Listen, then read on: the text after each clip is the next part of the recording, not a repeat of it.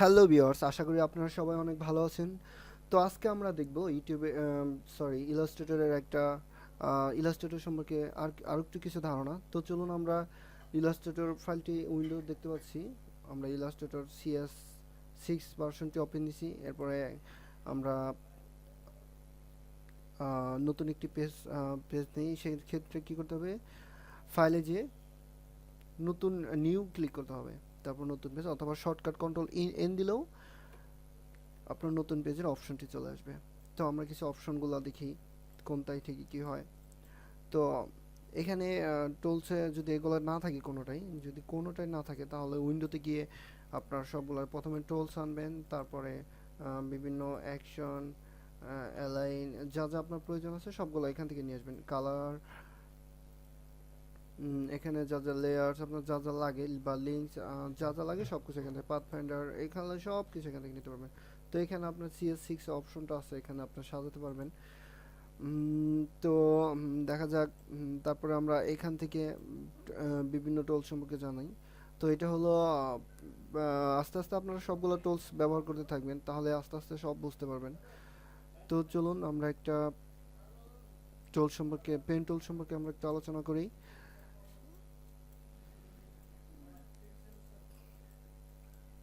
তো এই দেখুন পেন টুলের কাজ। তো এইভাবে পেন টুলের কাজ করে বিভিন্ন লেখা বা কোনো একটা কিছু পেন টুল দিয়ে পাত করে কোনো একটা পিকচার ছবি, যদি মনে করেন যে এটা একটা পিকচার, তো এটা একটু বড় করে দেখাই, এটা একটা পিকচার। তো এটা আপনার কি করতে হবে? পাত করতে হবে কি পেন টুল দ্বারা। তো এটা কন্ট্রোল 2 দিয়ে, কিবোর্ডের কন্ট্রোল 2 দিয়ে এটা লক করে নিই, তারপর পেন টুল দিয়ে আপনার এটা পাত করতে হবে। পাত করে তারপর এটার মতো একটা বানাতে হবে। এই দেখেন আমি এটার মতো একটা বানাইতেছি। তো আমরা এটা স্টক কালারটা দিই, একটু কম একটু কম, সমস্যা নেই।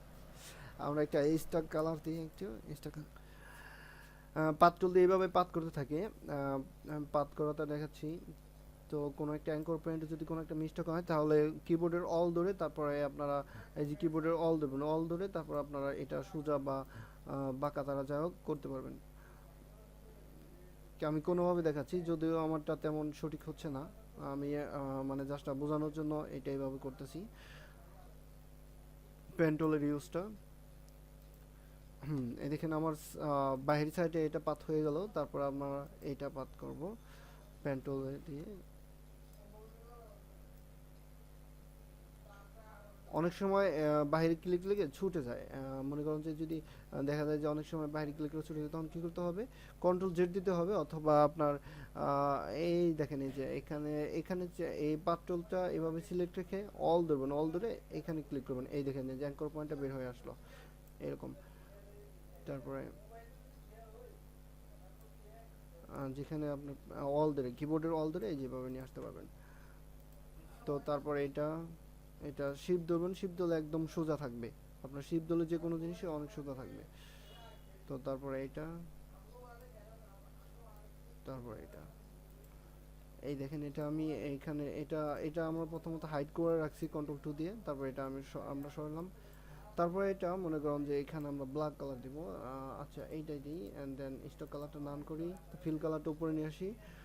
তারপর কি করব? তারপর পাথ ফাইন্ডারে যাব, উইন্ডোতে গিয়ে পাথ ফাইন্ডার, এই পাথ ফাইন্ডার এখানে দেখছেন এই যে আপনার এইটা ক্লিক করবেন, তাতে ভিতরেগুলা নান হয়ে যাবে। এই যে এইটা এই যে এক্সক্লুসিভ কি এক্সক্লুড, এইটা এই দেখেন। এটা আমি কালারটা চেঞ্জ করে দিই, এই যে এখানে কালার কালার যদি কালো দিই দেখেন এই যেটার মতো হয়ে গেল। তো এইভাবে পাথ টুল দিয়ে আপনারা পাথ করবেন। তো ঠিক আছে, তাহলে আপনারা যদি কোনো কিছু লাগে তাহলে আমাকে অবশ্যই